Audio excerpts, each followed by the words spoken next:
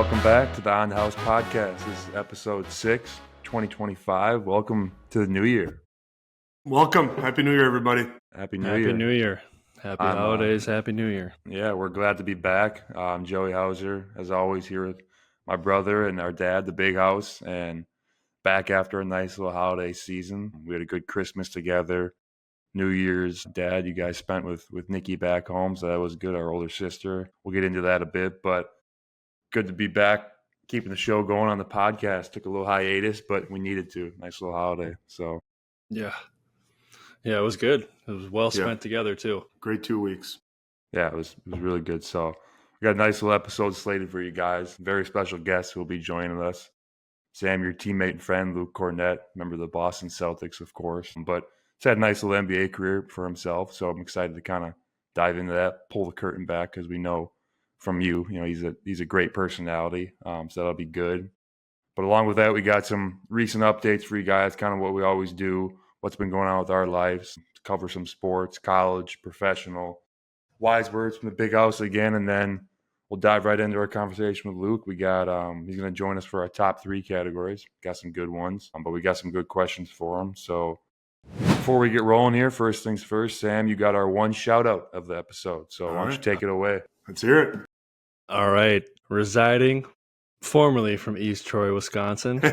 My wife, formerly known as Mary Dodge, that's where she made her name, and now Mary Hauser. But All right. she was a state champ in track and field. She was a state champ in volleyball. Her senior year of high school, she was ranked the 57th best player in the country for volleyball. She was a second-team All-American as a senior in volleyball. 2-time Conference Player of the Year, 4-time first-team All-Conference player. She was a 3-time All-State selection. Had over 2,000 kills and over 1,500 digs in her high school career. Woo! Went on to play 4 years of college volleyball at the University of Wisconsin Powerhouse. While there, she was a 3-time academic All-Big Ten selection. She was 2-time team captain, the 2019 Big Ten Sportsmanship Award winner. And in each of her 4 years, they advanced to the Sweet 16 or better, and also playing in the national championship game one of those years. Then after that, went to play 1 year of beach volleyball for Texas A&M Corpus Christi, and then went on to marry me and give birth to our beautiful son, Teddy. Shout out to Emmy. Mary Elizabeth. Yeah. Heck of a resume. Wow. That's incredible. Really good resume. Yeah. Those are some good arguing points to who's the better athlete in the family right there. I don't think it's arguing. She's the better athlete. I wanted you to say that. So What events in track and field did she compete in? She was a good thrower, and I believe she did a relay. But I think throwing was her thing. Yeah. So shot put and disc. Good leverage. was it a decent throws coach or? Yeah, he was all right. He was all right. So, yeah. So, shout out to Emmy. I love you. We all love you. Absolutely. And, Absolutely. Yeah. Emmy, awesome. Awesome, Emmy. You bet. Another big hand for Mary Hauser. There we go. So, All right. Well, that's a heck of a shout out. That's a big shout out. I hope all those were facts. All those were accurate. I'll be missing it. That would be bad if you did get them right, but I'm sure you missed some. She's got tons of accolades. yeah. Yeah. And she was also a Gatorade Player of the Year. I missed one right there. So, There you go. another big accolade. Yeah. Yes. Did you say the one award that you and her both won the same year too? Yeah. So, what was that? She was Female Athlete of the Year, and Trevor and I were Male Athletes of the Year for the Wisconsin, what is it, Hall of Fame? The Wisconsin. Yeah. I forget exactly what that. It was the Wisconsin Hall of Fame High School Athletes of the Year, I believe. Yeah, so It's where you guys met. Yeah, it's where we first met. Yeah. That's where it all started. But, Awesome. Well, with that being said, Dad, you want to dive right into this, kind of fill us in on what's going on with your life right now? I mean, I know you're bouncing back and forth back to school and sports and all that. Well, it's a great break. Obviously, I'll help you guys for Christmas, but just trying to get my wheels back on the ground here back in Stevens Point. I just came from a girls' hockey game right now. Unfortunately, we didn't win, but we had boys hockey game last night. Boys are rolling. I think they're ranked number 1 or 2 in the state right now. We have boys and girls basketball at the Century Classic that over at the university did well over there. Wrestling had a big tournament over the weekend, Christmas weekend. And then gymnastics has had a couple, but I did miss a sport last time when I was on here. I didn't mention our boys swim team, who are off and rolling and defending 2-time conference champions here. So they're rolling good too. So yeah, we don't shut down for Christmas at Spash. A lot of high schools don't. There's a lot of holiday tournaments, so we were busy through the holidays. So it was good. So yeah, running back to school here. Girls basketball game tonight against Apple in the West, so that'd be good. Coach McCarville's got the team rolling, so it's great. Perfect. Sweet. Sam, what do you got for us?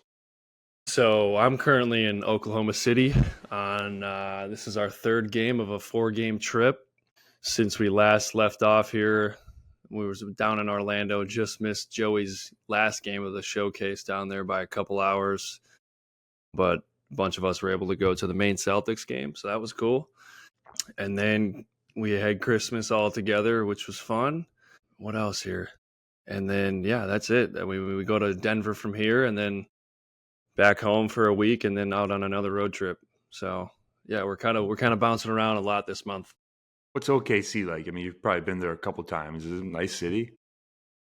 I mean, it's fine. There's just not much to do. Yeah. There's a little movie theater that me and Emmy have been to before. That was kind of the only thing I really know about this city. So it's all right. I mean, we kind of just lock in for the basketball part. So I guess that's the beauty of it. Not that I would strive to go to OKC, but I'd like to go just one time because I've never been there. I feel like I don't ever, won't ever. They got great fans. They have really good fans. I know that. So good atmosphere to play in for sure. Yeah. Usually you have a little good restaurant spot.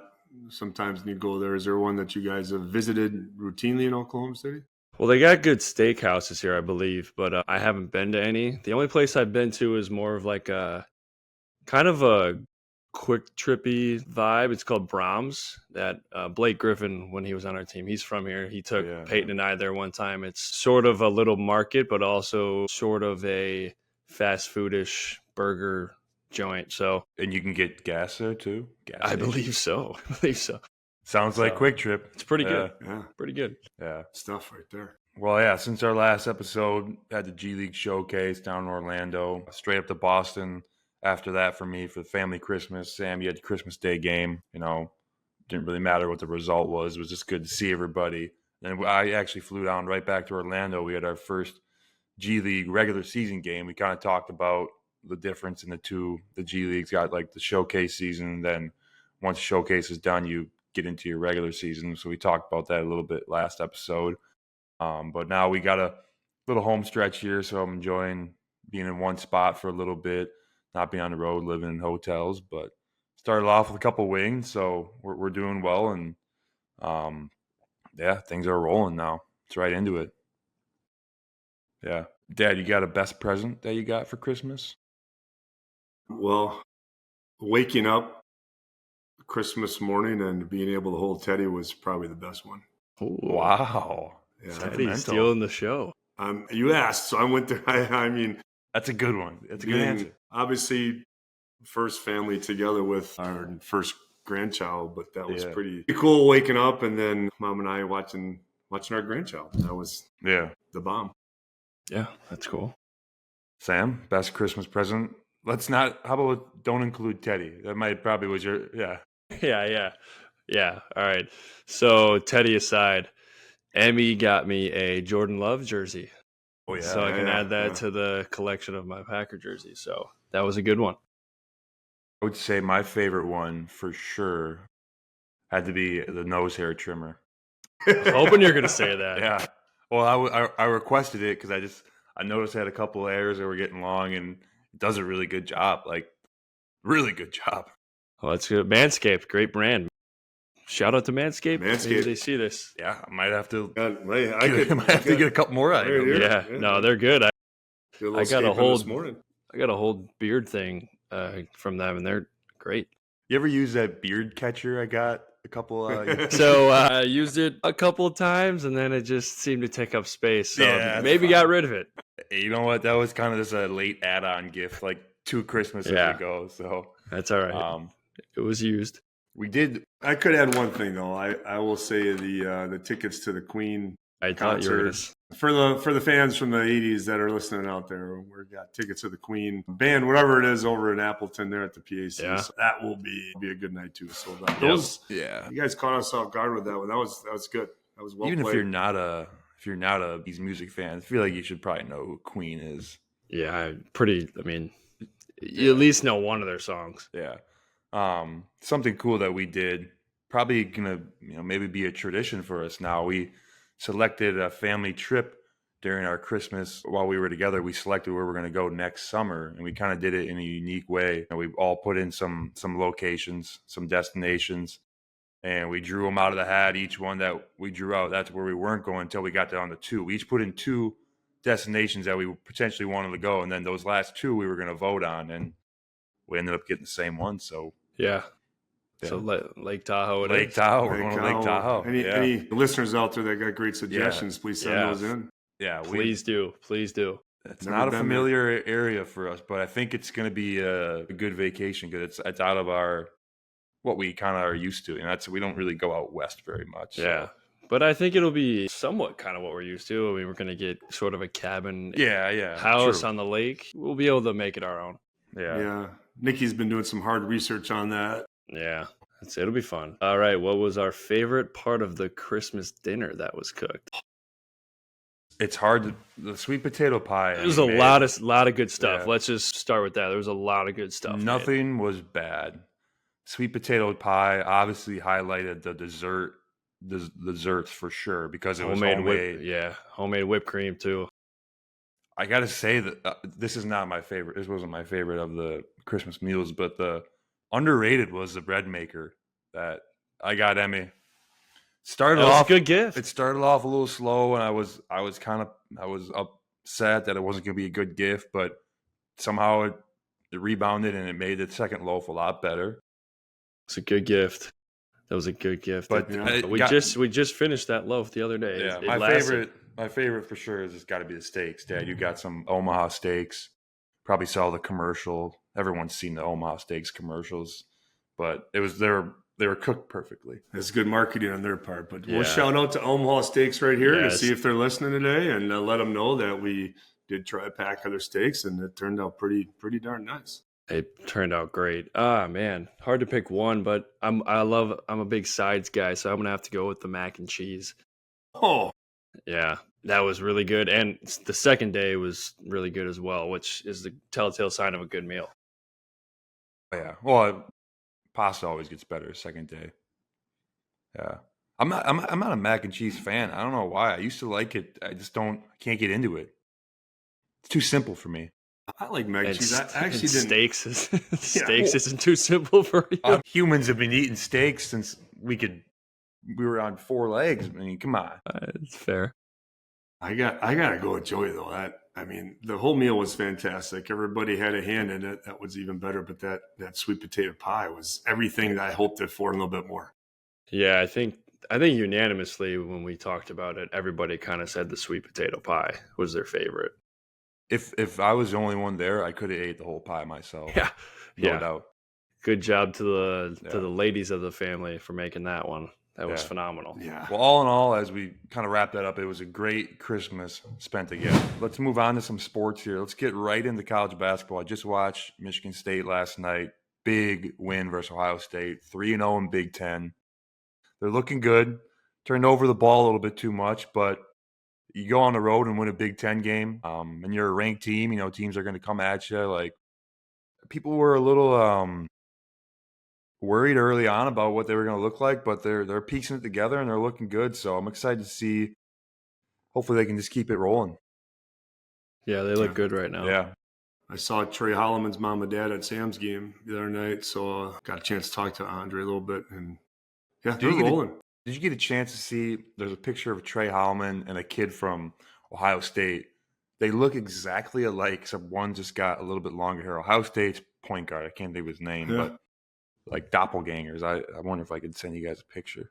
It's crazy. But Sam, what's UVA looking like right now? UVA currently on a 3-game winning streak which is good. Currently 8-5, 1-1 in the conference. They're playing Louisville currently right now. They're down by 6 with a minute left in the first half.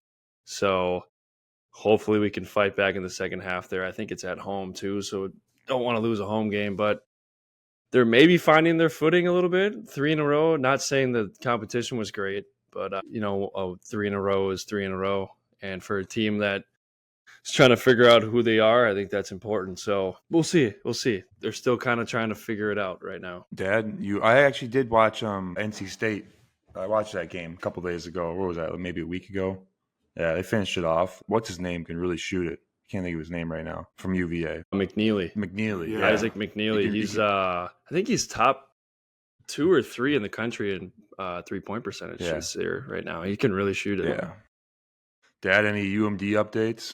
Yeah, they're on a 1-game win streak. They've dropped a couple here in conference now. They're 8-5 overall, and then they're 3-4 in conference. They're actually playing here in a little bit out at Morehead State. So, yeah, they're just struggling on the road basically is what's going on. But I think the league's got good parity right now, so I don't think there's early implications yet. They got a nice team. They've got their starting 5s all 1,000-point scorers or something. And some guys are going to push into the high thousands, up in the 1900. So they got a veteran team. So they'll come around. They'll come back. I mean, sometimes you get in that conference play, even though you've had a great non-conference goal of it, conferences is different. It's different. Things get a little tighter. People know you, your tendencies, and scouting reports really matter at that point. Yeah. It's always an interesting time of the year for college basketball because it's kind of like you're dragging a little bit. You got, Christmas break for college basketball players is not that fun because there's no school.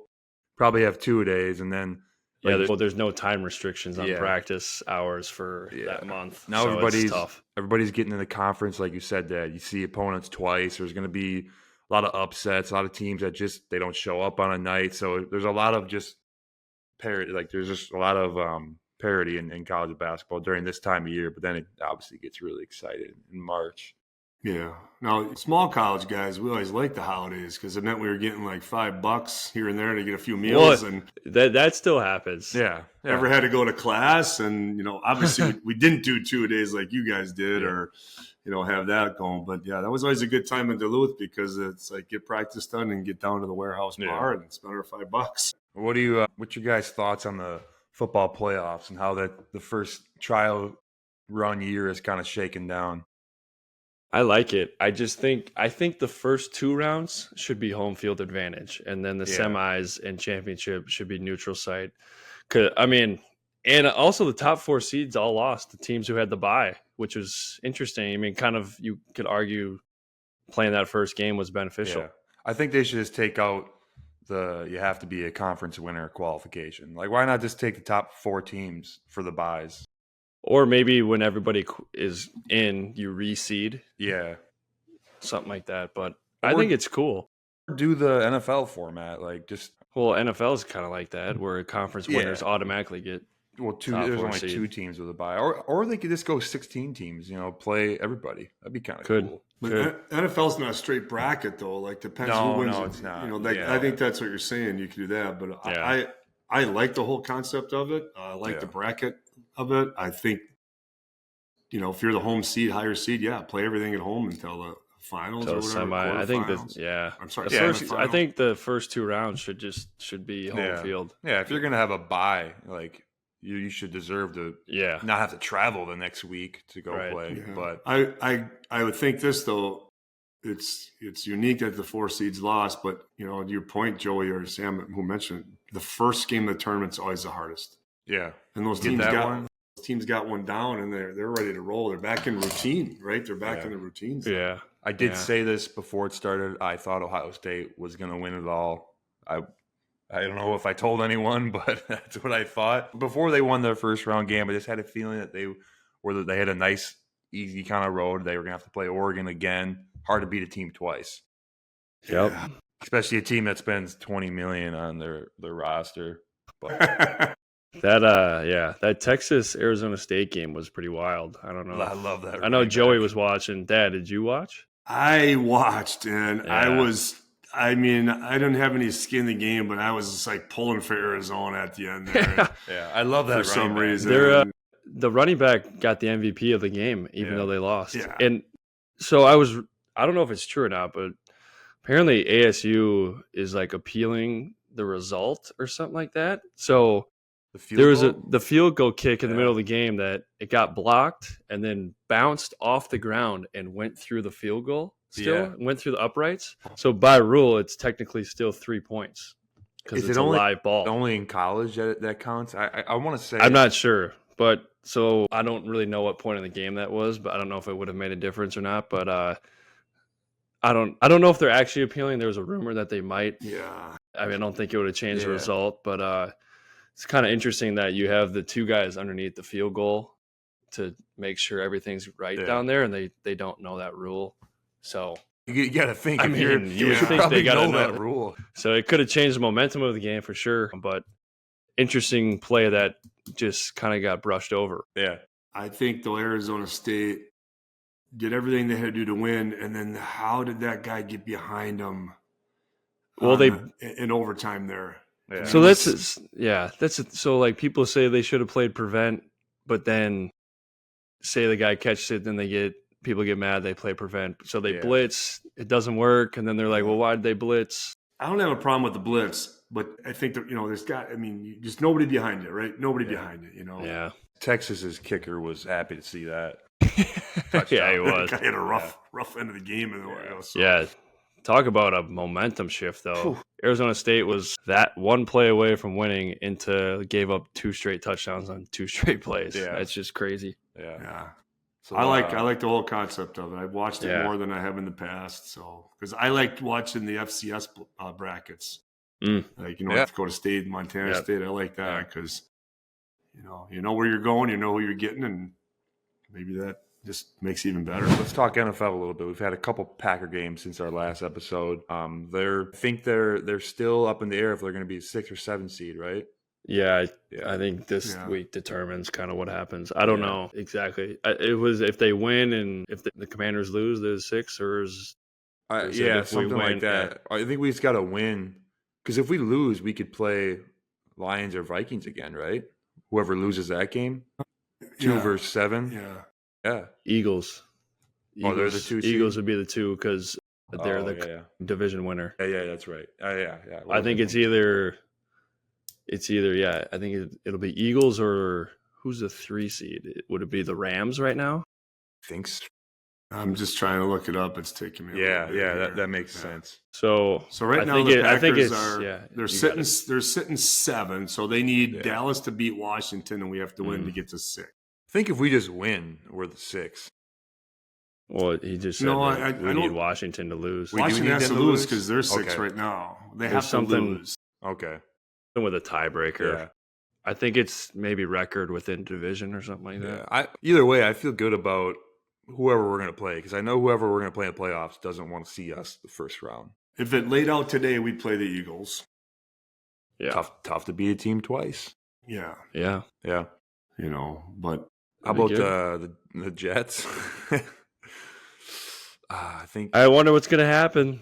I think he's going to retire, and I think he should. And I don't think it's tough to see this as his last kind of image of Aaron Rodgers. Didn't really probably go out the way he wanted to, but let's not forget how good Aaron Rodgers has been and was in his prime. He just won the back-to-back MVPs like 2 years ago. So he's having one of the best statistical years in Jets quarterback history. It's one of the worst. That says a lot because it's one of Aaron Rodgers' worst years of his career. Yeah.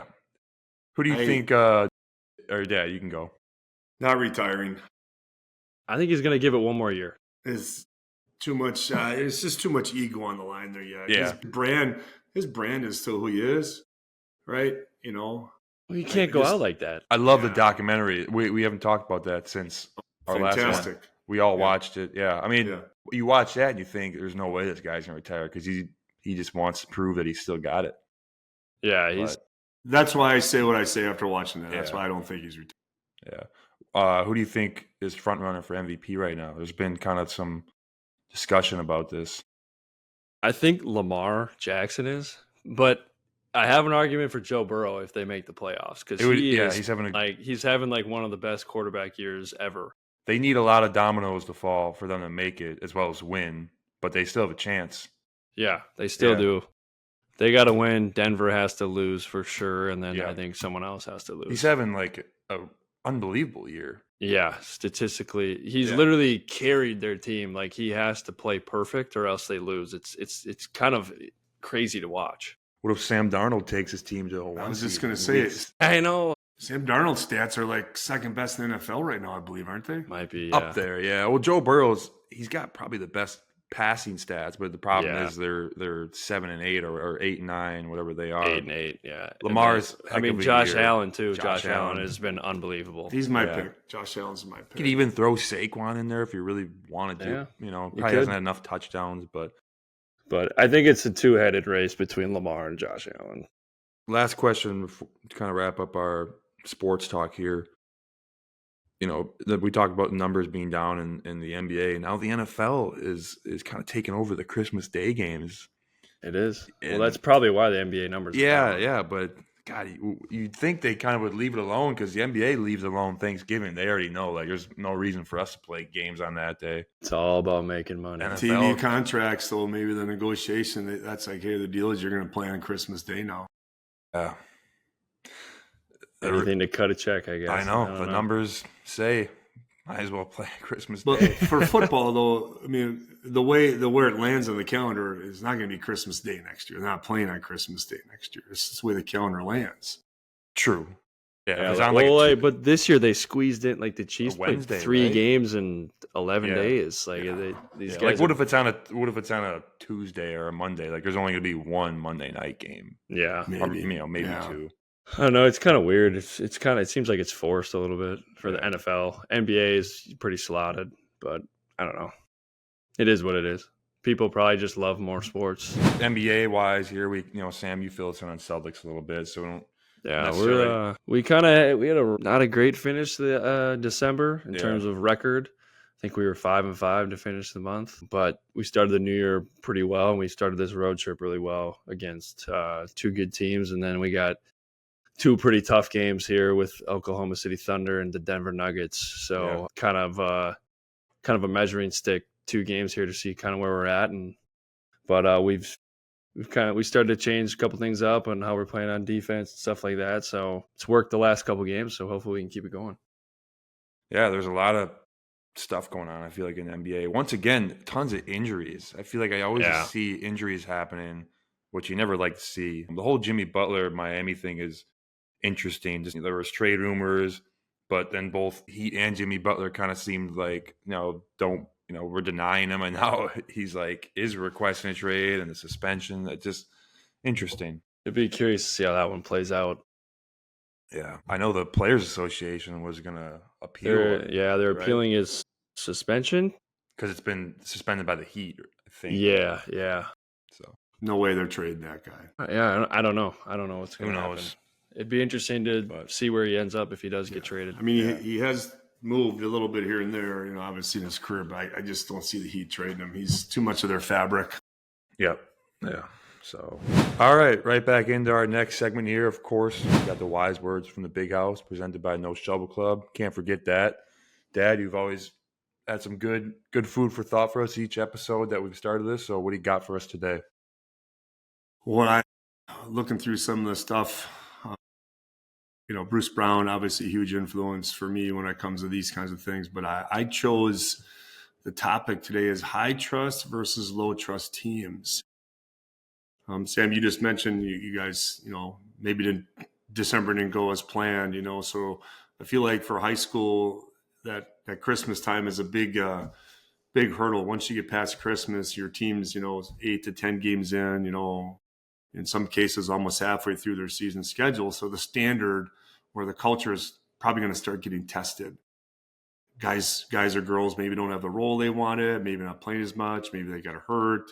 Team's not doing as much as they want to do. So you got 2 types of players then. You got a low trust player, a high trust player. And I think as coaches, you got to really stick together and over communicate with your teams at this time Because if you start to get little pockets that start to form within the locker room, they're going to start to take away from stuff. So when we talk about low level trust teams, we talk about low investment by the players. All right. And that could be testing the standards, right? Not trusting the coaches, not trusting the system. Players aren't coming to practice with the same enthusiasm. There's subgroups that get formed and things like that. So when you fight and battle to keep that high trust relationship with your team, it really comes down to really working together with communication. It should be open, quick, direct, honest, shared. There should be some loyalty built in there. There should be sharing of credit. Engagement of everybody on the team from one to whoever is last on the bench. The trust in the coaches and the scouting report and trusting the process, I think, is important here, and being everybody really high accountability. So I think this is a really hard time for teams as they get through this Christmas time. For college, we talked about Duluth and Michigan State. They're in that conference grind now, and there's not a lot of secrets. So you really got to stick together at these times. And maybe both of you can talk to that point a little bit when that conference comes around. So high trust and low trust. That's the big house words for today. Words. Yeah. Wise words. Sorry. Wise words. Yeah.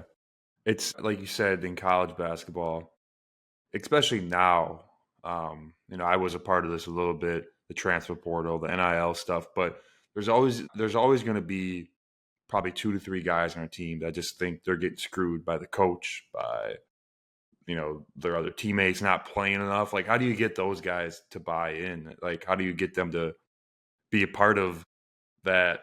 Like you said, high trust, low trust. And is there a point where like maybe the head coach is just done with them? Like, hey, if you're not going to buy into this, you're out. Coach Izzo at Michigan State, if there ever was a situation like that, he does anything he can to make sure everybody's on the same page. Because if he's got one guy checked out, he feels like he's doing a disservice and that he's not doing his job. But I feel like, especially in the college game nowadays, it's there's always going to be like half of the roster, maybe a fourth of the roster probably completely checked out in that time, in the middle of the season like this, because they're already looking for their next big, where can they get minutes? Where can they get maybe some more money, stuff like that. Yeah, I think player-led teams usually tend to go farther than coach-led teams for the most part. That's obviously easier said than done, but I heard Urban Meyer in an interview talking about how he went and visited the Patriots when I think it was the early 2000s when they won 3 out of 4. And he talked to Tom Brady, Mike Vrabel, who were the players on the team. And he said, he asked him, like, what do you do? Like, how do you keep your locker room so tight-knit and cleaned up? And Tom Brady, I think, said, it's our job as captains to do anything we can to make sure stuff doesn't get to Bill Belichick's desk before it's handled. So interesting. You wonder why they were so good, is because as a team, they could figure stuff out before the coaches needed to get involved. That's grown men, so that's different than college, but there's something to be said about that. Yeah. Well, speaking of, Coach Bennett said something, Sam. I think it was maybe it was somebody else, but as a coach, you got a really good team if you're. I think he said something around like if you're able to lose with them too. Yeah, well, that's what he first says when he recruits, or when he would recruit kids, would be like, "Can I lose with this guy first?" Yeah. So I think that just goes to the character of the people he tried to recruit. So yeah. Speaking a little bit from my own experience, at times for myself, it's been harder to be the guy that is not necessarily playing as much as he maybe wants to, doesn't think he's having a bigger role as he deserves, opposed to being the guy who's relied on every night. Sometimes it's harder to be that person who's 8th, 9th in the bench rather than, hey, you're like our 1 to 2 option. Sometimes, it's mentally probably more challenging. Obviously, probably not physically, but you got to remember, like, you have to, in those positions, you got to stay prepared and be ready to any night something could happen, and you got to be the guy that night. So just speaking from my own experience, it's a tough position to be in.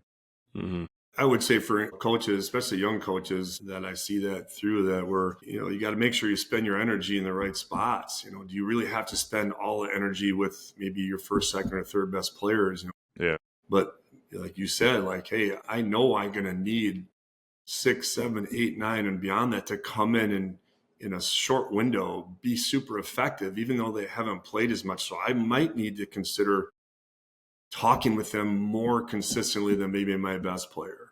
My best player is my checks and balances player. Maybe I don't know. I mean, I'm just, and you mentioned the transfer portal, Joey. What I see a little bit with some of the high school stuff right now is the AAU coach calling in and saying, "Hey, I see you didn't play as much, you didn't score as much." I see their position or their specialty coach calling in and discrediting the high school coach now. So there are some more factors that our high school coaches are dealing with that maybe people don't see or don't notice, but especially in a lot of your volleyballs and your breakout sports where there's more AAU type teams, softball, hitting coach teaching a different grip than what our coach is teaching, right? So there's more factors and overcoaching when kids get to our level already. So a lot of influence, but that all goes into, a lot of jobs as a coach that don't involve X's and O's. Yeah. I mean, all in all, when it boils down to low trust, high trust, I think, Sam, you said it, player-led teams are always going to have, I think, that extra hand. buy-in, that extra engagement and trust than a coach-led team. Both can be successful, but right. Yeah. It takes a good coach to understand a player-led team, what that looks like too. That's true. You can't be the only voice in the gym. You got to allow your team to communicate. That's tough for some of these college coaches who love the power. There's a fine line. Sometimes you have too many cooks in the kitchen, Yeah. Kind of like Christmas Eve at the Hausers this year. There was a lot of cooks in the kitchen, but we got the job. I just hope the garbage got taken out. That's all I want. It did. We were backed up. We had it was a lot. Perfect. All right, here we go. Back to the On the House podcast. Unfortunately, the Big House cannot join us. He's got some sporting events, high school sporting events he's got to attend to, but that's all right. We'll press on. Like we said, we got a very special guest. Without further ado, we'd like to welcome on the 8-year NBA vet, 2024 NBA champ, former Commodore, and of course, the inventor of the Kornet Contest, Luke Kornet. Guys, I appreciate it. A true pioneer. Yeah. This might be our second take here, but like we said, we heard there was some discussion that who was going to be the first Celtic to be on the podcast, and you might have been a little disappointed that we went a different direction with Derek White. But like I said, we were just trying to warm ourselves up and get in a rhythm so we could bring you on as our reliever, I guess you could call it. But I know my place, and I come off the bench, and Derek gets us going, and I'll just fill in and do what I can. I like to think that the game's already established a flow, the game that is the On the House podcast, and I'm just here to set screens. Hey, the world needs those people. But why don't you kind of fill us in a little bit on your background? I guess a little bit about maybe where you grew up, your family. You can give us as much as you want or as little. Maybe kind of when basketball sort of started for you. So yeah, go ahead. Yeah, no, I was born in Kentucky, where my dad's from there, and he played professional basketball for like 2 years with the Bucks, and then played overseas for a little while. And then I have 2 older siblings who all played basketball. So growing up, we eventually found our way to Dallas, Texas area, and we just always played kind of all the sports, but especially basketball. And with our height, obviously, that kind of played its way out. My older brother played D2, and then my sister was like kind of a star player and like an All-American.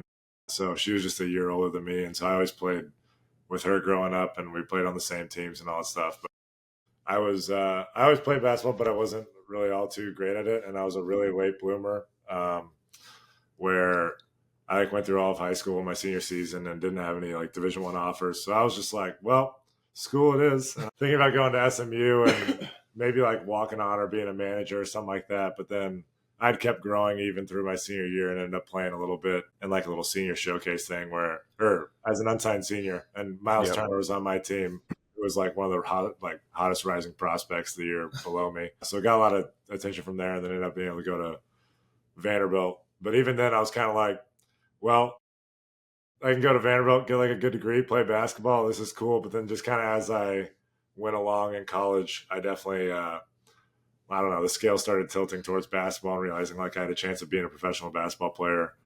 So I was like 6'5" my junior year, and then when I came into college, I was like 6'10" and like 195 maybe.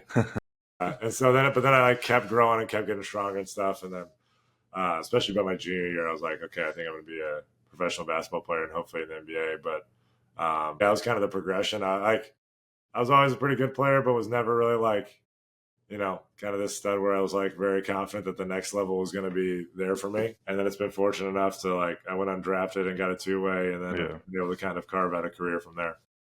Yeah, you mentioned a 2-way. This is actually a question I had written down. But what's the difference when you first got into the league? What did the 2-way contract look like then, opposed to maybe like right now, or when you were on a 2-way your first year? Yeah, no, it definitely was, and teams were like figuring out, because it was the first year that the 2-way existed, which was like a pretty great time for me. Honestly, we had some discussions. We think you were the first ever 2-way.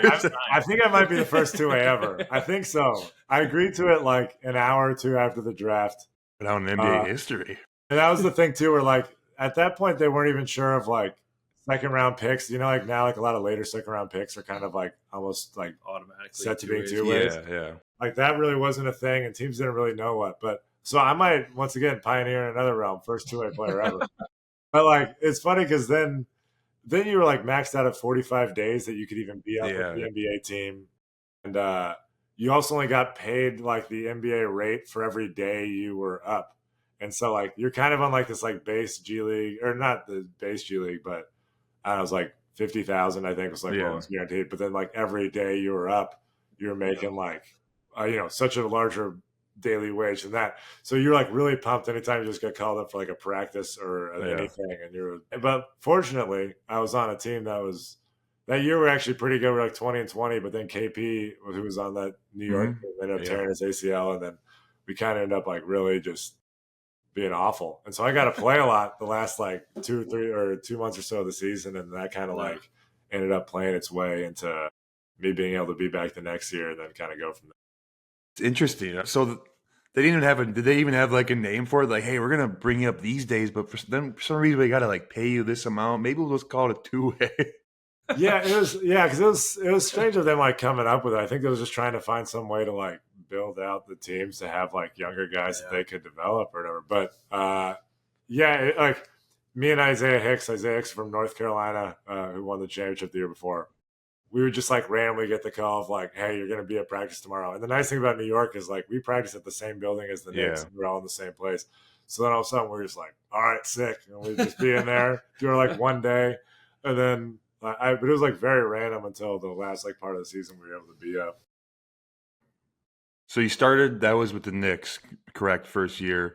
Yeah. Why don't you just give us a little timeline? I know you've been to a couple different spots of your NBA career, now in Boston as well. Just kind of the different stops you can include, 10-day contracts and all that stuff, like you said.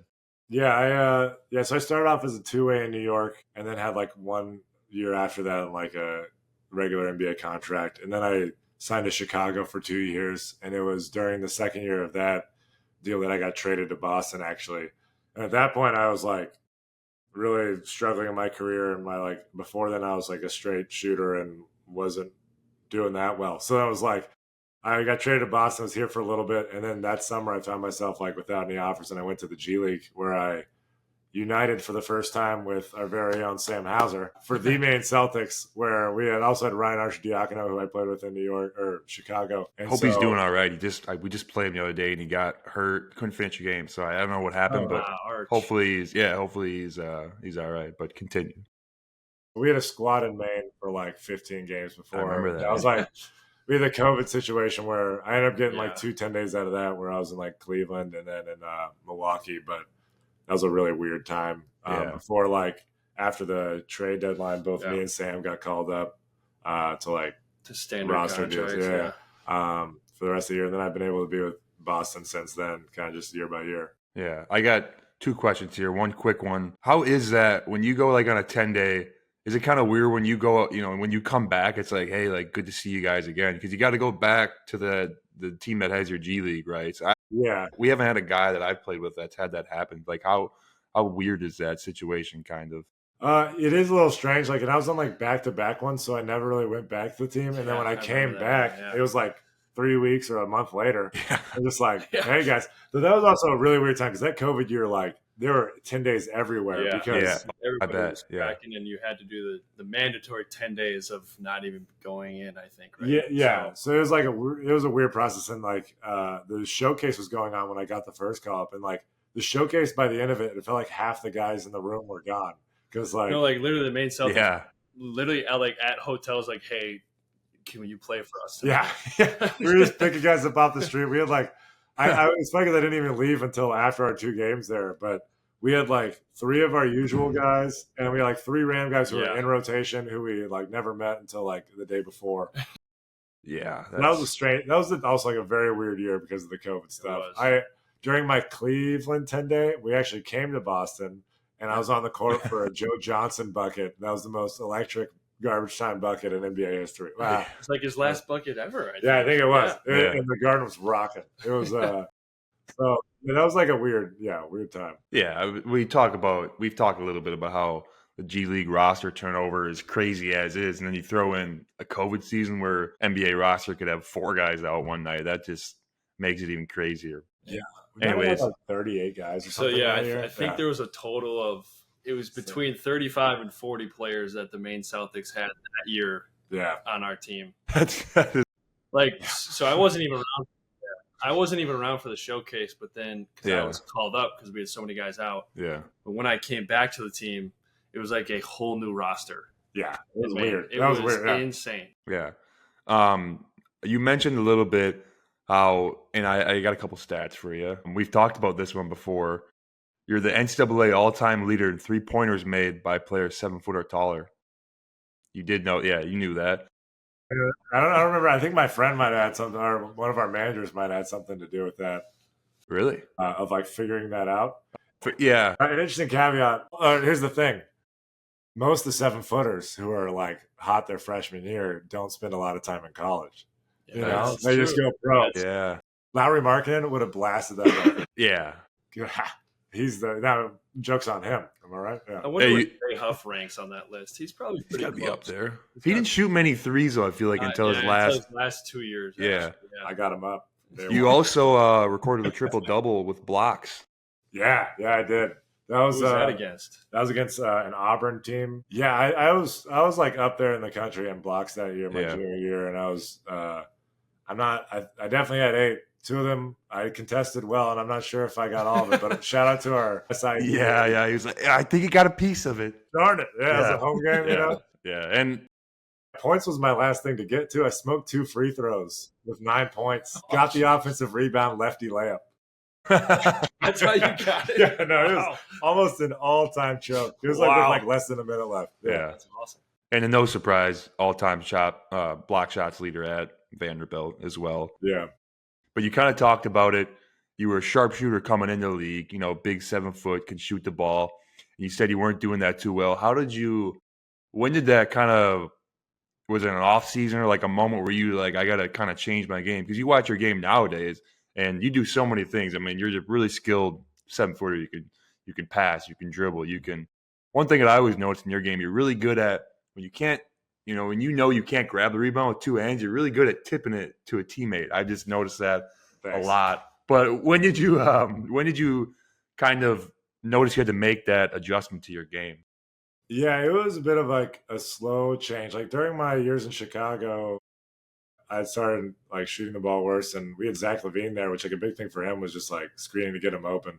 So I feel like that kind of started a little bit of realizing that. But then I was still like shooting some, but I started rolling a little bit more at that point. And then honestly, just through the process of kind of eventually like being out of the league and going to the G League, I kind of You had a foot surgery too in there, right? yeah, and I had a couple like injuries, which is kind of all the stuff that sort of happened, and so like my body just like wasn't working the same as it was before, but like I was still trying to. But then at a certain point, it's just like not helping the team, and you're not shooting the ball well, and you know what it's like to shoot the ball well, where you're like, well, this isn't good for us to be doing that, and so like it was really kind of that end of the Chicago, and I got traded, and then by the time I went to Maine, I was like really kind of in the process of trying to reconfigure and figure it out. Unfortunately, I was always a pretty good like rim protector and defensive player. Yeah.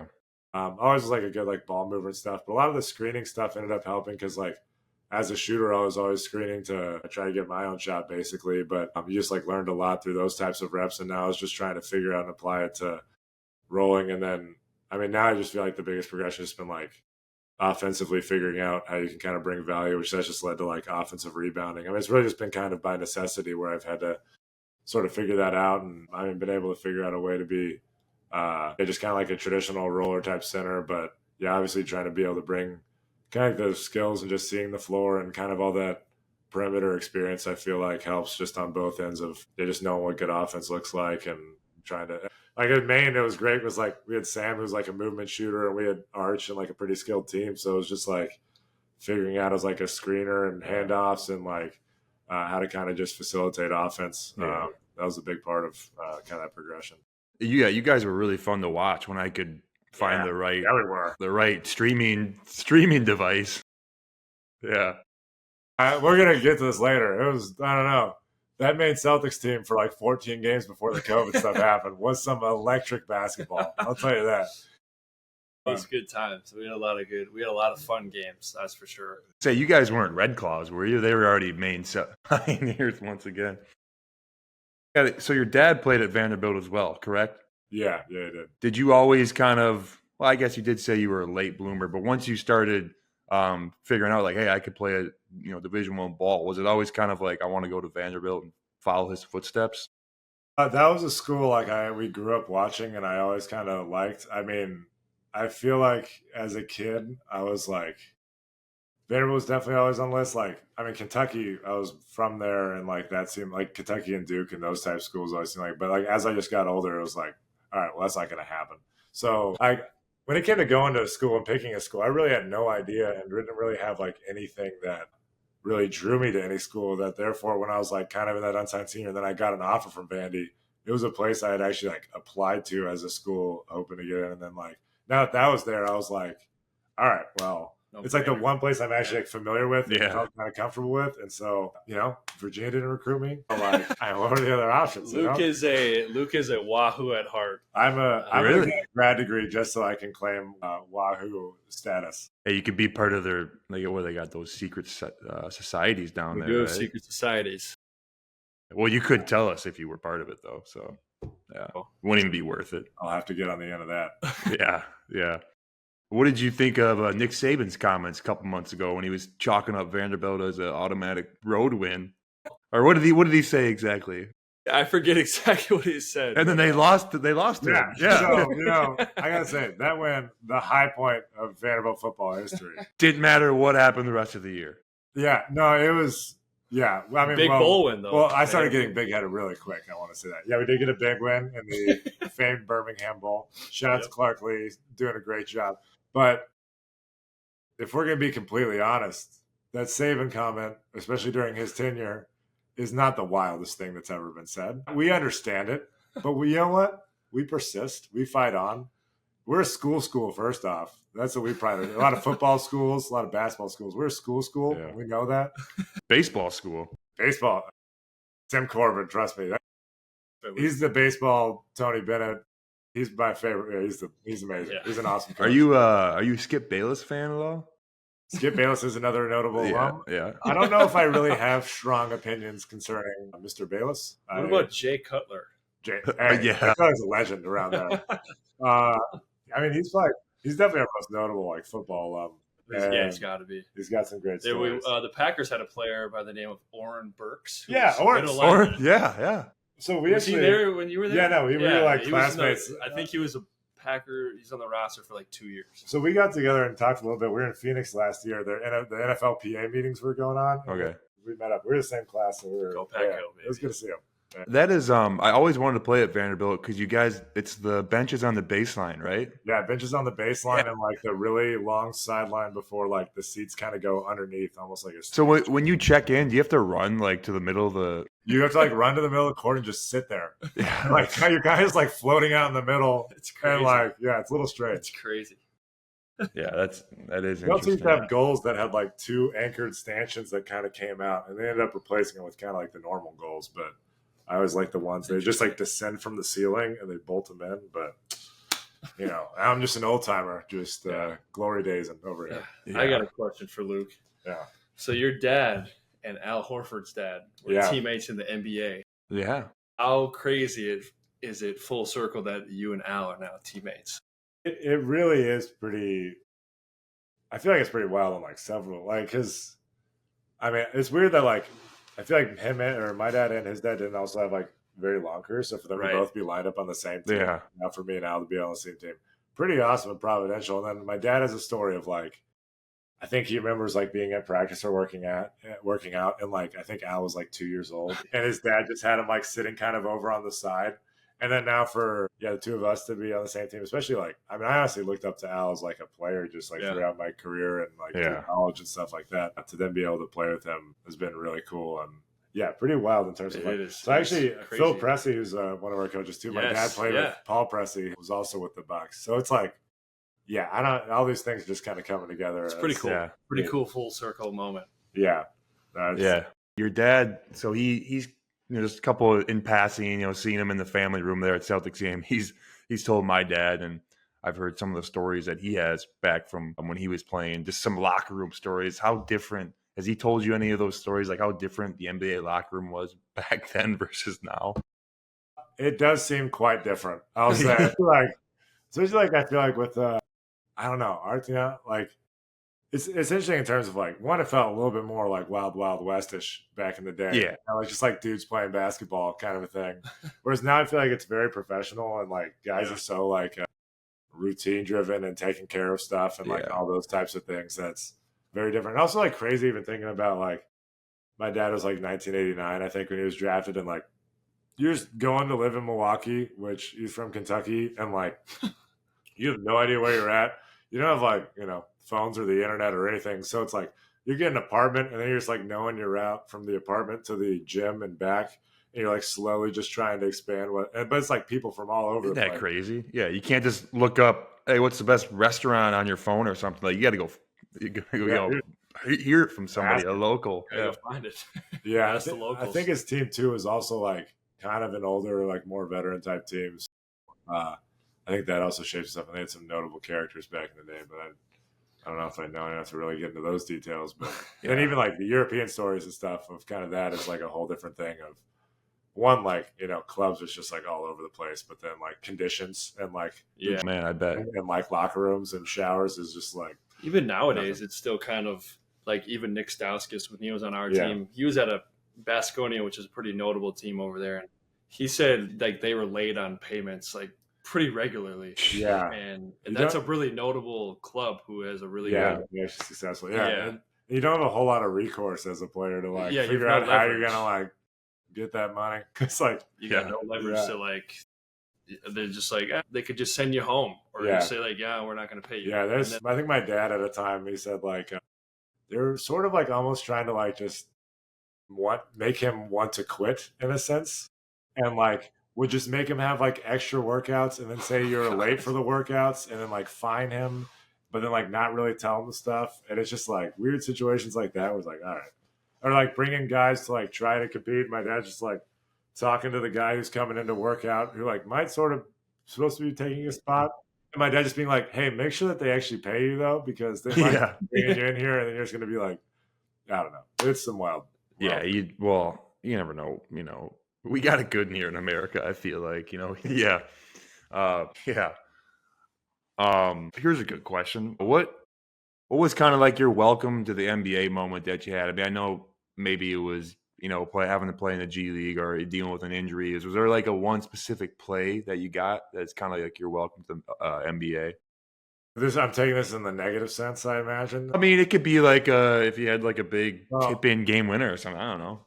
But, my first game, I got to play. We played the Raptors in Toronto, and I actually played really well in that game. But I think Jonas Valanciunas just like post up, right hand kind of round, and they called a foul on me on the dribble. But then he like one hand picked it up and like just reversed it on me, kind of after the whistle. But like we were both still trying. Yeah, and that was definitely one. And then not too many games after that, I played Dwight Howard in Charlotte, and like every single free throw rebound, he just threw me to the ground. And I was like, I don't know how I'm supposed to stand up and stay on my feet, let alone like make an effort to buy. He also came up to me like after a timeout. Like, you're kind of like just walking, waiting for like the play to start Yeah. on the other end. And it was like Star Wars night or something. I don't know, at the Charlotte Arena. And they're playing some sort of Star Wars music. And he just comes up to me and goes, "Vroom, vroom." And I was like, well, one, you're like semi-hero in the basketball sense. But also I just got lightsabered by Dwight Howard. And top is getting thrown to the ground like a child. I've always wanted to see him in person because he's such a large human being. His shoulders are like bricks, and then he's just got this tiny little head. Like, I feel like it doesn't proportionally fit on him, but yeah, he is so strong. Yeah. And that was also like, it's funny, like in Charlotte by that time, it was like, oh, he might be sort of like, I don't know, compared to like when it was sort like of prime Orlando. Yeah. But like still. Sure I mean, freak, I guess he ended up winning with like LA after that as like a. Was that? Oh, yeah, that was late in his career. Like COVID. The bubble Yeah, no, year. our man is an athlete. He had a decent little stint with the Rockets maybe after that too, or was that before? Rockets, I think, was With Harden, right? Yeah. Before Charlotte. Okay. Because it was like Charlotte Wizards. I just went to Atlanta for a minute. Atlanta, yeah, that's right. Lakers was his after last all those. stop. Lakers was his second Or stop Philly. and his Philly. last stop. Yeah. Went to Philly after, I think, for like a year. Yeah, he was with Philly. I forgot. Went to a lot of places. Yeah. Who would you say is the toughest player you've ever had to guard? I mean, there's This is an interesting one. Embiid and Jokic, probably top two. Frankly, any of these star guards off of ball screens is like the hard. Yeah, I mean, That's like the big guys. It's like I don't know. You get kind of used to it a little bit. I think also when you're younger, it's like way harder. Eventually, you get to a point where you're like, okay, this is what they're gonna do, and I'll try my best, and they're probably gonna score a lot. But those like first few years when you're playing, like I played Embiid or whatever, and it was just like not really sure what to do here. Also, I don't know, like Terry Taylor in the G League. All right, this is the thing about the G. There's some guys who give you buckets, and you don't know what to do about it. Yes. And the game, Xavier Mumford, he was a point guard. Cam Oliver dunked on me crazy. Some of those like rookie or G League things are like some of the more memorable ones, but yeah, those guys are definitely. Also, Vooch, I think one of my first games was against Vooch in Orlando, and he gave me problems. Prime Vooch. Yeah, you didn't really know. Yeah. Did you don't like know guys really yet, and so they're just like giving you a bucket every single way, and you're like, oh, don't do that, and then they score another way. Yeah, that's interesting you say that about the G League because, like, it's right. Like, some guys might not be 6'10", 6'11", but there's a reason they're 6'2", and in the G League, like, they could score the ball. It's just like some guys. Well, he played in the NBA obviously for a while, and I think he's back in the G right now. Trey Burke was with me in Westchester, and he was like legit G League Iverson, and he averaged like 30 a game and was just cooking. Yeah. He was. I know earlier in the year he was with the Capitanes. Capitanes, yeah. Capitanes, yeah. However you say it. I don't know if he is anymore, but he was earlier. I think All right, Luke. The people want to know, where do your celebration inspirations come from? All right. Celebration inspirations. I want to say they rapidly increased like after my Chicago. Kind of like around the main time is when it sort of started. Which I think with the Moose. It started with the Moose. I think I got a lot freer as a person at that time in life. So it started with the Moose. I mean, I feel like there's two things. Basically, it's either random in the moment and like I'm hitting something from my childhood, or like that was like the dabs, or like yesterday after a dunk. I've seen this one. I've seen this one. Yesterday I yelled redemption at midcourt. Yeah. I don't think. But so kind of just having fun. Also, sometimes it's like random like conversations that you sort of have, like and you think about. Like I had this was like Stromile Swift, though I kind of made it a little more elegant. Which like at the time, I would say anytime basically Grant Williams was going in for like a dunk or power layup, I would hit that on the bench, and so I brought it out in the game, and then I think your best one might have been in Indiana last year. I think we had a streak of where we missed like 4 or 5 free throws in a row as a team. Luke gets to the line, makes his first free throw. After he just looks at our bench and goes, "Yeah!" Yeah, so that was funny because it was like, we had missed a goal. It was very weird, and so then I just was rallying the troops like, we got one, fellas, we got one. And this is the thing where I'm talking about freedom, where I'm like, I know I look like a psycho, but and then after the second, I hit the ice in the bench. So at that point, that was also just in the moment of like, well, I remember standing at the free throw line after that first one, and Obi Toppin was like, "What is he doing?" I'm like, honestly, I don't really know. Yeah, no, that was TJ McConnell. I want to say hit me with. He hit a jumper over me and then hit the little eclipse like as we're running back on defense. Yeah. So that's that's actually in my questions. Is that the official name of I call it the Kornet Contest? Is it the Eclipse? So there's a checkered history to this. I think it was Will Hardy, now coach of the Utah Jazz, who originally deemed it the Eclipse, which is a fantastic nickname. That is a good and name. I think, because I know Scal, I think Scal's the one who called it the Kornet Contest, and I think that works great, and I think it obviously makes sense for the more notable. So I think it's kind of interchangeable, Yeah. They each have a special place, and then appropriate usage. For me, it's the Kornet Contest. Sam, you kind of pulled out a Kornet Contest about a month. I try my best. It's more of like a month ago, maybe. Yeah, every now and then I try. It's not the same. It's more of like not a full eclipse. It's like when the moon's half covered. Yeah, a little partial eclipse. Waning or waxing. I don't know. Waning Gibbous. There we go. So I want to say, I think it was when I was in New York, and this might have actually been a conversation with Ross McMahon, who's one of our coaches now. Yeah. I remember talking to someone being like, man, it'd be so cool to have a thing in basketball named after you. Because there's like the Gortat screen and there's like Navarroing, which is like coming off a rescreen. But I was like, but there's nothing left. And then all of a sudden, through the course of life, something just happened. Here we are. Look at that. Dreams come true, kids. Kornet Contest. And actually, there was a time, I don't know what the stats are on it now, but when you first started doing it, the stats of guys' numbers shooting against it were pretty low. I don't know what it is now. I'd like to shoot against it. I've never had to shoot against 2 years ago Eclipse. when we really brought it out. Yeah. And the numbers were low when you did it. Yeah. No. So it was. I actually am trying to like contest shots normally. I've done it way less than I used to. And I want to say I've been getting absolutely like dotted up this year. I don't know. I swear people are shooting like 50% of the three against me. Like just above. I think I need to go back. I've just been trying to guard and play defense and contest shots, and I think it's all malarkey. Hey, joke's on them because they're probably hiring a coach that's 6'10" or above, having the Kornet Contest in practice every day. During that first year, you literally see guys in their shooting times with coaches like of the people I'd be guarding, like doing it. And I was like, let's work on a couple eclipses out of the corner. Yeah. Just to bring more attention to it. You want to get to the top threes? Yeah. And do you have any other questions, or you want to? I think we covered it all. There was one last question I was thinking about, but now I can't remember what it was. He did some research on these topics. He's excited. Ready. Okay. I'm pretty. Yeah. I don't know. So this will be good. Hold on. Let me just think if I can think of this question here. It was in the back of my head, and I sidetracked for a second. We might have already answered it. All right. Yeah, let's just go to the top three. All right. Here we go. Everybody's favorite. So we got to ask Dad's question. That's what I was thinking of. Oh, yeah. What was it again? Top 5? Luke, what is your top 5 things you know about Stevens Point, Wisconsin from Dave Hauser?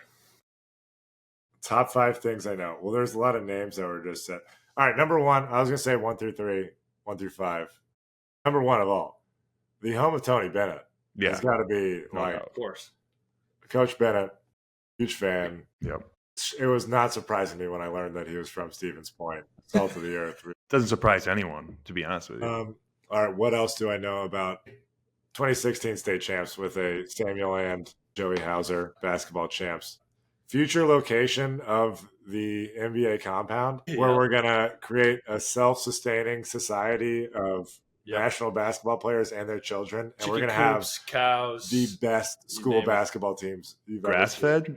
Sam, is that your – yeah. Pasture raised, grass-fed, free range, you name it. Danilo Gallinari is going to be pasta maker. Pasta. Yeah, that seems a little – but he agreed to it, I want to say, with his consent. So, he can probably dial up some good pasta. It's like in the dead center of Wisconsin, too, it feels like. It is smack in the middle. Smack in the middle. Yeah. Is there anything else? I feel like that's kind of – all right. I feel like I've caught more in like stories and stuff, but I can add on to you a little bit here. World second largest trivia game in the world, I believe. Yep. Right? Is that really a thing? Yeah, it's over the radio, right? Yeah, it goes for like I want to say a weekend, like a Thursday through Sunday. Second, maybe it's second largest in the world. I think it's the biggest in the U.S. It's like I annual? Do they do it Yeah, every it's year? annual. I forget Yeah, what time annual. of year it is. It's in April. I don't know anything about, like, I never participated.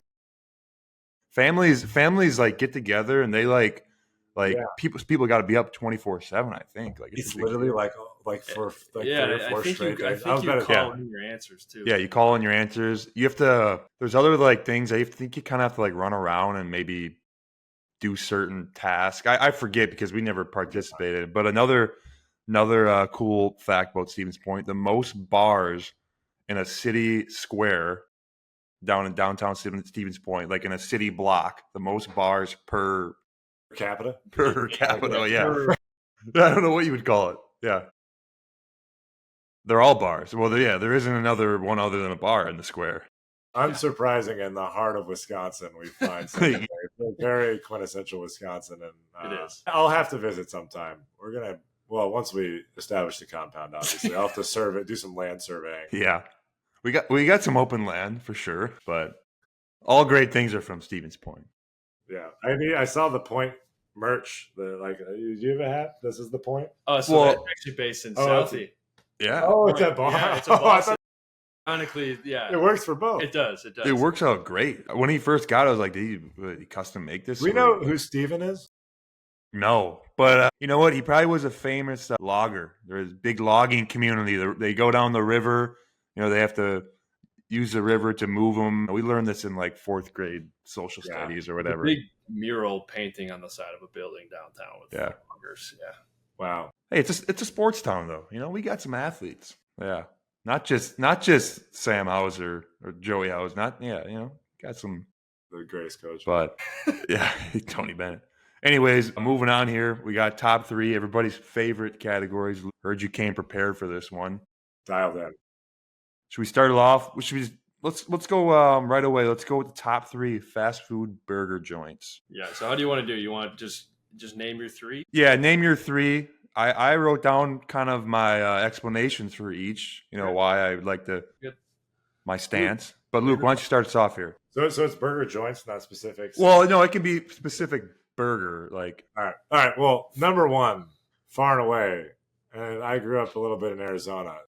In-N-Out and the double. okay, Trust me, I already know. I also lived in Texas. I have ooh, In-N-Out yeah. number 1. Also, I want to say before we get this, because I'm going to slander your guys. I don't think you guys would have these answers. A $10 burger, nary a fast food burger. In-N-Out burger, it's like actually reasonably priced for being a fast food burger, and I think that's an important quality. So That's I'm going to fair. go with that, Okay. and I love my answer. Am I going all 3 or? All Yeah, three. go all 3. Go all 3. All right. Okay. Well, I was going to steal one from you guys just to spite you guys. But I was really thinking about. I'm going to go. All right. This is from childhood. I'm going to go with White Castle sliders. Oh, Because wow. I know it's not going to be a popular one, but I feel like there's just Nostalgic? something about it that They're is like 3 bites and gone. Yeah. So, yeah, and you just like wolf through like 10 of them, and you get the crave case. You get like a 30-pack of burgers, as if that's something that should happen. Yeah. Fun fact about White Castle, not to cut you off here. One of Sam's AU teammates, long time ago. Sam was like in 5th grade. Apparently, they went to White Castle the night before a game, and he was throwing up the whole next day. Yeah. I've Part of never the had White Castle for that specific reason. Continue. No, that's Part of the experience. Yeah, it is part of it. All right, if I'm going with a third, this is. You got a couple of honorable mentions on that list. Don't I you? have a lot of honorable mentions. I was really. I'm gonna go with. I'm just all right. The OG. Well, this is my favorite as a child. Wendy's for the junior bacon cheeseburger. That's a good one. Because those used to be $1, and I would just smash them. There's other dollar burgers on the list worthy of a lot of acclaim. But Yeah. I think I kind of like the Wendy's one. No, that's the a best. good one. That is a good one. It's kind of like brushed over, I think, Wendy's. Yeah. I that's think good. so. Yeah. Yeah. I can. You going next? I can go next. Number 1. I mean, it's a no doubter. Classic Butterburger from Culver's. I knew you guys were going to go That there. I was wanted number to, one on my yeah. list too. So. Simplicity, like just straight to the point. I'm, probably a little biased to the Butterburger. No. Probably haven't expanded my horizons enough, but you can't go wrong. I want to say the Culver's Butterburger is better than my number 2 and number 3 by a mile, but I didn't want to. I just wanted to have some. I just wanted to. Yeah, sag a little. and I know we're doing burgers, but I actually don't go to Culver's that much for the burger. I go for the custard. Unbelievable. Yeah, great custom. Number 2, Five Guys. I will say this: it always comes out in really rough shape. Like it looks like they just almost like smashed it together. But I don't like a lot of buns, so it like kind of like emphasizes the burger. You got to get the onions and the mushrooms on there. Five Guys does it right. And then my last one, a little bit of a dark horse, not Shake Shack, but Steak and Shake. That's Yeah. a good Steak one. and Shake. And the reason I really like them, so they call them their steak burgers, obviously, but they're real thin and they get very crispy. Crispy. Yeah. Yeah, but they always put 2 patties on there. I feel like me and my dad used to always, for some reason, find a Steak and Shake on AAU Or trips. AAU road trips. Yeah. We'd stop there a lot. I don't know if it's like a Chicago thing or Midwest. Midwestern. There's a lot of- yeah, but Yeah. Those are good. those are my top 3. All right. So mine, you said it, Culver's. Just it's hard to beat. Biased, obviously. Kind of like you said, in and out, hard, biased. So Shake Shack is my second. Shake Shack's delicious. I'm a big They are, fan. it is good. It's very similar to Culver's, just a little bit smaller. Like same type of cook, same type of like bread. So very similar. Their chicken sandwich super underrated. Also really good there. Yeah. Shake Shack's chicken sandwich. My last one is very basic, but I crushed these in high school at lunch. The McDouble from McDonald's. So good. God. I love it. I crushed them in high school for lunch because they were $1. I like that. See, I like the good choice of that because it's like, yeah, high school, those are $1. You do like Yeah, 5 of them. yeah, It's funny because Shake Shack's kind of like on the other side of right. things, It's expensive. but so good. Yeah. And there's for sure not a Shake Shack in Stevens Point, Wisconsin. I want to say I had one controversial. I was going to say, what constitutes a burger? Is it beef between 2 buns? Ooh. And I was going to say an Arby's beef and cheddar is a burger. That felt like a Hey, burger. you know what? We Arby's like 10 years ago rocked, dude. The Arby's sauce, Really fries. curly fries, yeah, can't beat it. Next top 3 category that we'll do, I think we should do sports teams, your all-time sports teams, and the specific year. So something that's very memorable to you. Luke, why don't you start us off? All right. There's like a whole realm. Let's preface this. Me and Luke had a long conversation when we landed today about teams that we love to watch and maybe some teams that we're going to mention. It was Yeah. fun. Once again, there's like Reminiscing. 15 honorable mentions. There's a whole era I can have, but I lived in Arizona at the time, and I went with a certain year. I went 2007 Phoenix Suns. Honestly, Steve Nash is one of my favorite players ever. Was that MVP year for him? I think this was his 3rd year, and he didn't get the MVP because people were tired of voting for the best offensive player in basketball, and people were jealous and bitter. Oh, yeah, we had Steve Nash, Marion, Amari, Andrew Barbosa, I think in peak form at the time. I think Boris Diaz Did at you have a that young point. Joe Johnson? That was like 2005. Okay, I was thinking okay. about going that iteration because they had Yeah. him and like. So yeah, love that team. Electric, the original like pace and threes. Yep. Seconds or less. All right, now this is where it gets tricky. My second team, I'm gonna go 2006 Duke Blue Devils basketball team. JJ Redick, senior year. Dude, We've had this conversation a lot. I love Luke's favorite player ever in college. oh my! basketball. Well, all right. See, Arguable. this is where I knew there's a reason. Yeah, there's a reason you could shoot it. You're watching JJ Redick. no, he was electric. We had Sheldon Williams was a monster. Josh McRoberts a monster, and also I think it was like 2005 or 2006 March Madness, the NCAA video game. That Duke team was unstoppable, and it was like the most fun basketball video game Yeah. that ever existed.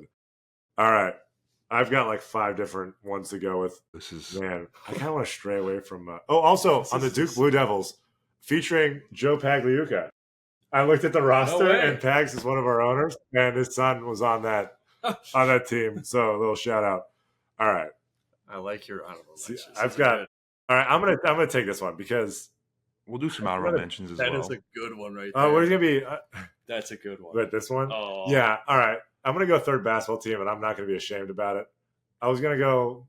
I will go honorable mentions later. 2014 Creighton Blue Jays basketball team. Grant McDermott.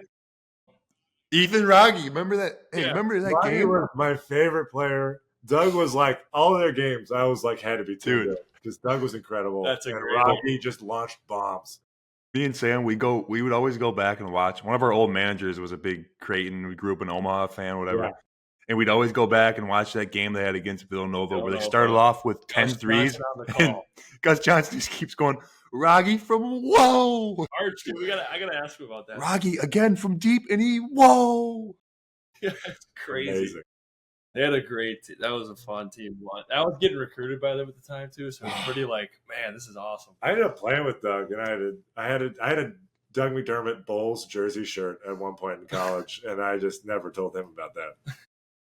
I actually have a Doug McDermott jersey as well. I don't know where it is. We have one. Yeah. Bulls jersey. Yeah. That's a great list. Good poll there at the end. All right. I'll go for you can go for this one. So my first one is the 2011-2012 Packers, the year after they won the Super Bowl.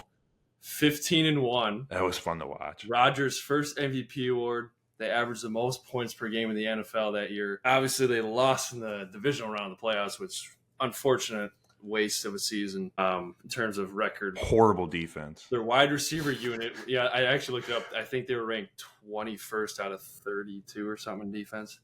Wide receiver unit was Greg Jennings, Jordy Nelson, James Jones, Donald Driver, Randall Cobb, and Jermichael Finley. Absolute juggernaut. It was so fun to watch that year. How many touchdowns do I throw if I'm playing quarterback that year?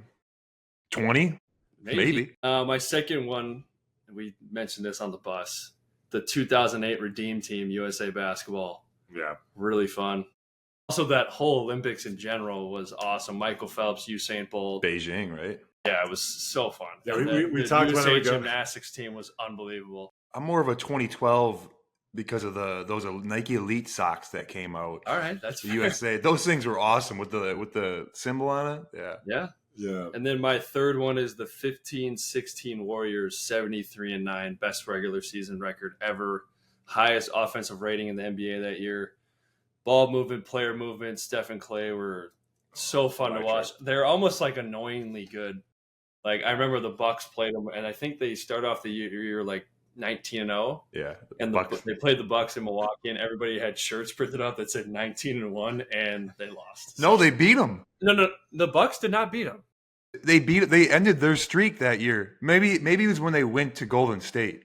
Maybe what I'm pretty sure they printed off the shirts and beat them because I remember they played each other like a week later, but at the other arena, whatever one it was, and they got in a scuffle at the end of the game because I remember the 19-1 shirts, but they were like we were talking like it was like honestly more fun to watch them before Durant got there, just because it was like they played homegrown, they built their team off of these guys they had, and they were so fun. They're also playing like a different version of basketball than it felt like every other team. It changed the game. Yeah, then they kind of reached like Patriot status after that. They just were too good, so everybody hated them. Yeah. All right, well, I'll give my top three here. Not the 2011-12 Packers. Obviously, the 2010-2011 Packers. Super Bowl champs. Unbelievable playoff run. I knew Rodgers was our guy. Number two, this is very nostalgic for me. 2009, 2010 Lakers, NBA champions over the Celtics. Sorry, guys. I was a huge Kobe fan back in the day. Down 3-2 in that series. Ron Artest. I think he was Ron Artest was he Meta World Peace or Ron Artest? I think he was Artest still. Huge shot, Game 7. And this is the craziest thing I ever have seen in a basketball game. I got to think of his name. Who is that foreign shooter Lakers? Sasa Vujacic. I don't think he played since Game 1 maybe. They throw him in Game 7 in the NBA Finals to make 2 free throws. Get fouled on an inbounds, go in, make 2 free throws, and seal the game off. And somehow he does it. My last finals are very iconic in my brain in terms of watching them on TV and like the whole ABC. Well, the best was during COVID. They just kept playing them on TV. It's like I get to watch reruns. Then my last one, a little controversial.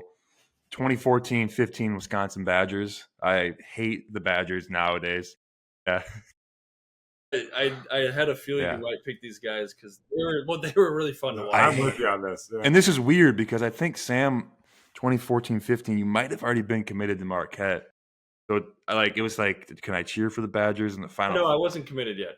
But that team, Frank, I remember cheering for them. Yeah, this is Kaminsky's the second year they went to the Final Four. They beat the 38-0 Kentucky team. Arguably would have been the best team ever, but the Badgers were unbelievable, and they couldn't cap it off with a national championship. Lost to Duke, who was really good that year as well. Yeah, they were.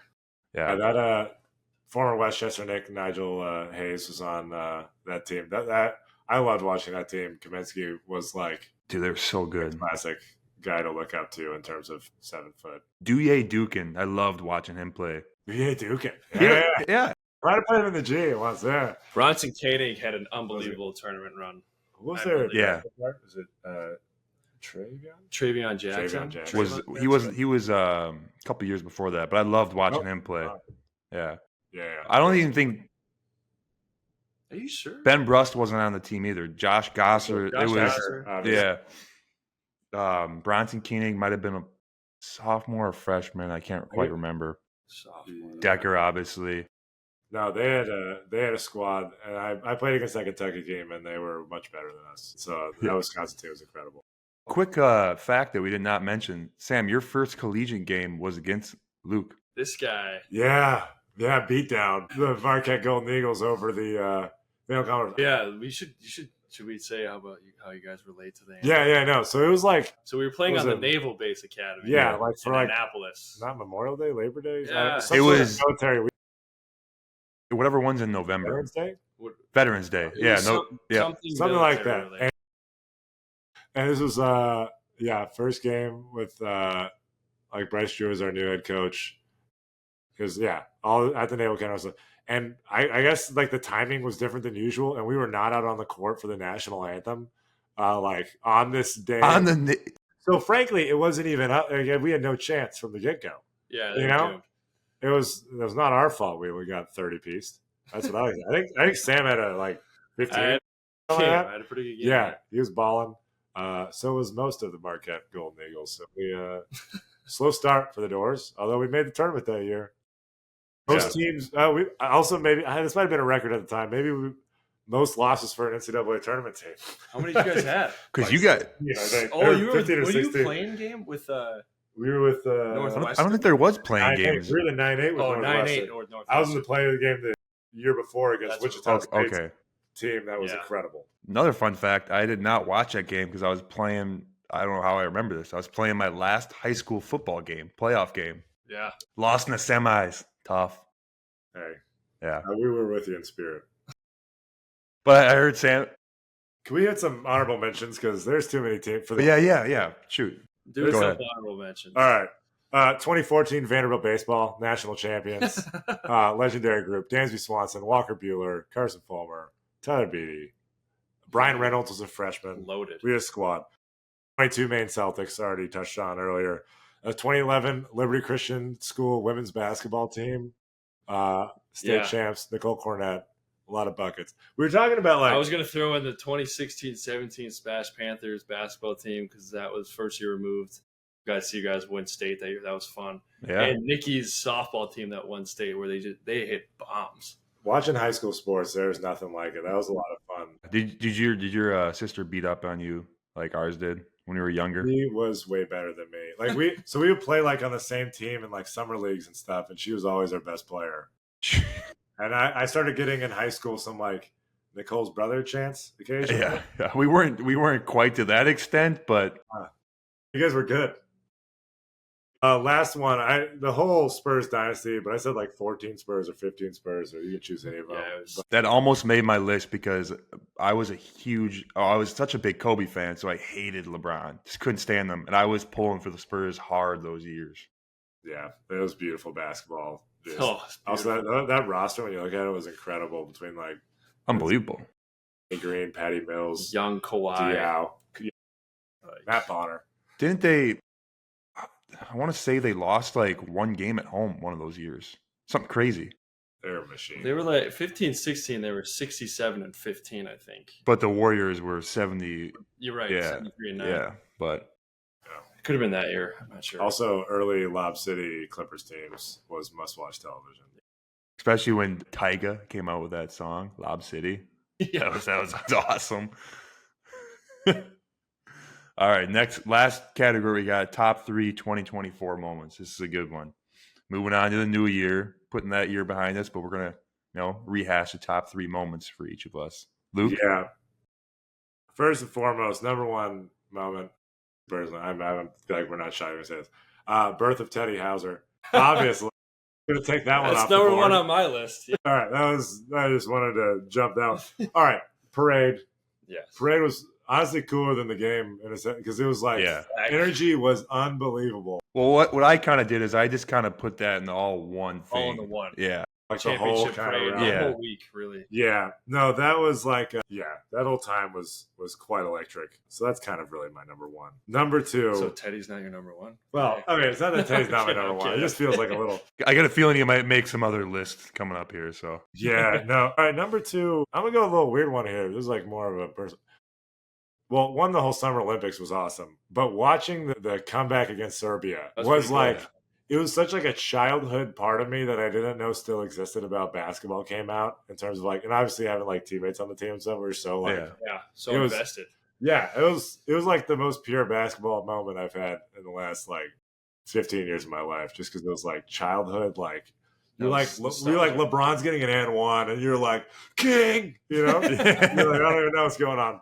Or they would have came back if they would came back out with the Nike Elite socks. It would have been like next level for me. It would have been, and then all right. I was gonna say a nice close talk I had with my wife and brother-in-law just about year-end goals and stuff. But instead of that, I'm just gonna go November 5th, election day. Joey, on to you. All right. I didn't deliver that how I wanted to. I thought about it, and I was all right. All right. So I don't have any order here. What? Teddy's definitely one of them for sure. Top two. Watching you guys win the NBA championship and participating in the post-game celebration parade. That whole week was awesome. My last one is a bit of an oddball, but after my G League season last year, I was with the LA Clippers. A good story. I was with the LA Clippers G League team, so I was out in Ontario, California. If you haven't been, wouldn't recommend going. So I shipped my car out there originally, but I was going to drive it home. I'm like, you know what? I'm just going to road trip it home, like, for the hell of it. Packed up all my stuff. Went down through. I dipped into Arizona for a little bit, through Vegas, then went straight north to like Salt Lake City.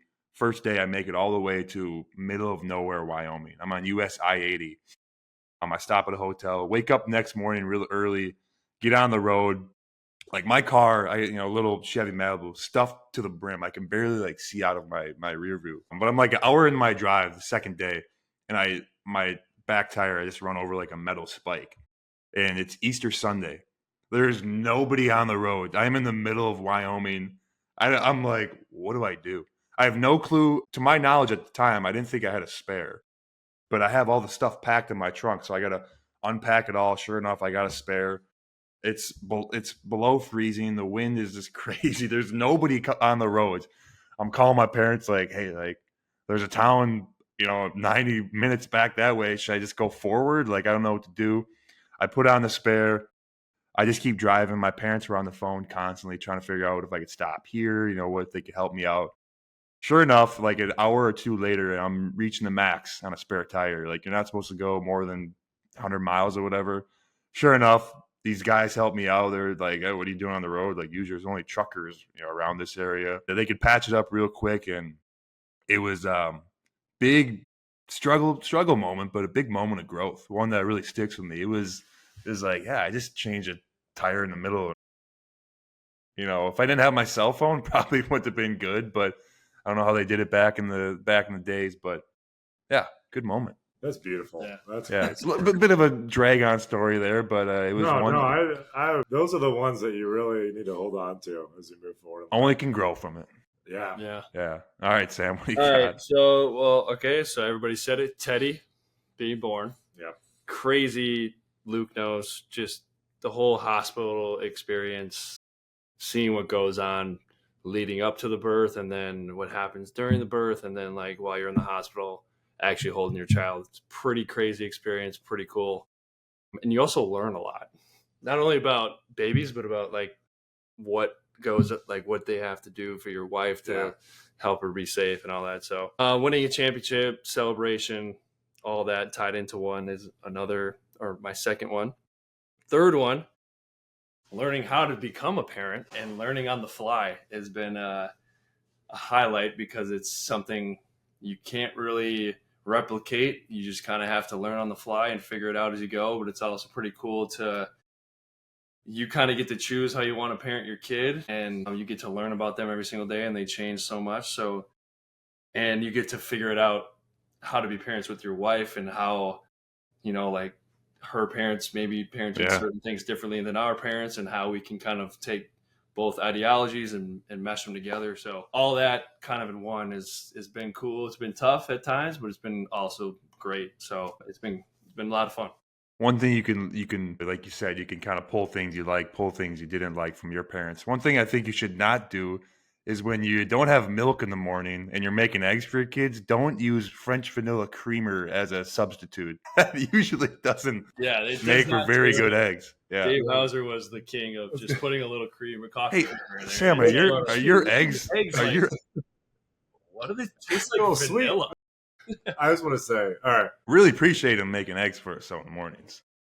Yeah. When I first came into Maine, I think my daughter's like 6 months old or so. We were like moving up to Maine, of all places, as if we ever thought in our life we'd be living there and then raising our child. This was one of the most beautiful come around moments of life, where now I'm at a place where my children are getting older, and then I get to see Sam having his own child, and all these things too about like getting married and having children and having to like figure things out and actually like choose the life you're going to be living as a man and husband and father. And like, yeah, you're really just figuring it out though. But it's like that experience just like forms and shapes you, and like you face yourself in that. And that was beautiful is all I want to say. Oh, that's awesome. Well, especially, in your guys' position, it's a lot different. Obviously there's tons of other parents that travel a lot, but you guys are doing it, half of the year essentially on the road. So it makes it very unique. Yeah. For holding it down. Yes. All right, last thing. One New Year's resolution for all of us. Just one. Ooh, all right. Yeah. Luke, you start us off. You're our guest. Well, thanks.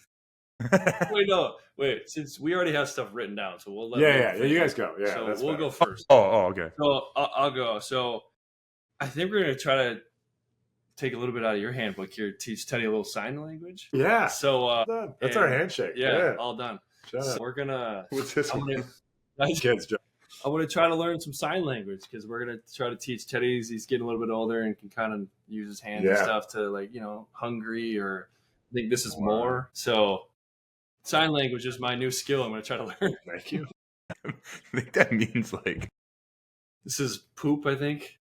Poop? No, that's just from Meet the Fockers. Yeah, that's awesome. Yeah. But so sign language, trying to learn a new skill. Yeah. That's pretty cool. It's going to be a hell of a task. It is. It'll be good. Yeah, I wish I would have done that, or somebody would have done it with me. My one will be, I would like to read more books, specifically a book a month. Recommendations, handouts, people, they got any? I do like to read books, but usually it's only if I like the book.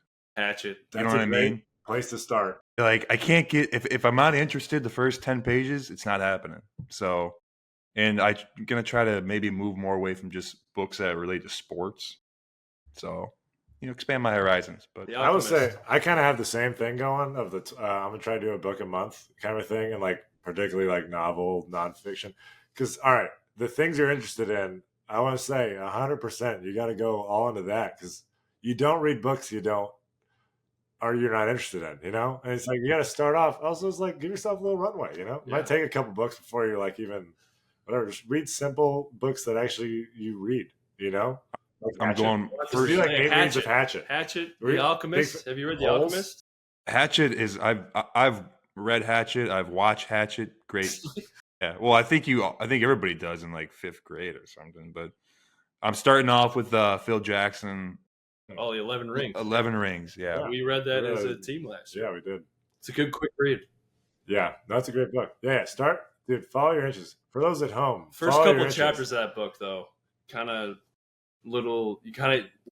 yeah, it gets just kind of like basic, give it like more than 10 pages. Okay, yeah, I was gonna say, because these first 10 pages have thrown me the other way a little bit, but yeah, I'll give it a shot. It gets to the juicy stuff. Yeah.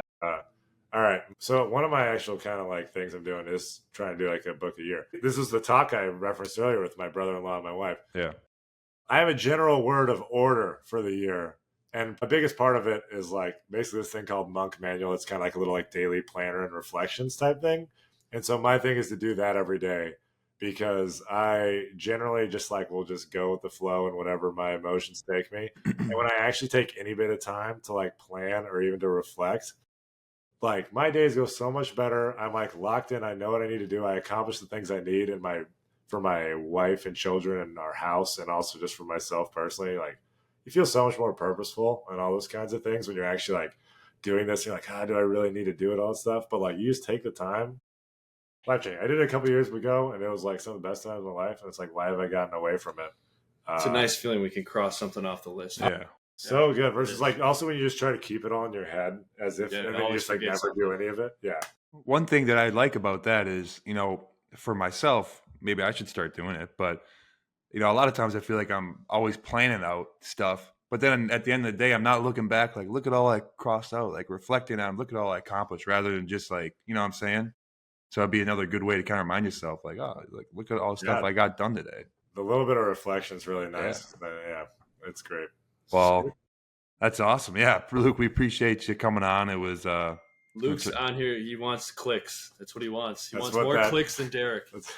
That's what we're shooting for. That's honestly. why I had to come out with the third best With a moment bang. of the year. We'll hope we can. Yeah, let's hope we can reach some of those numbers. No big house. That's tough, but you'll be on for the first part of the podcast. So Beatty titles is what we're looking for. All Thank you right. for having me. I appreciate it, guys.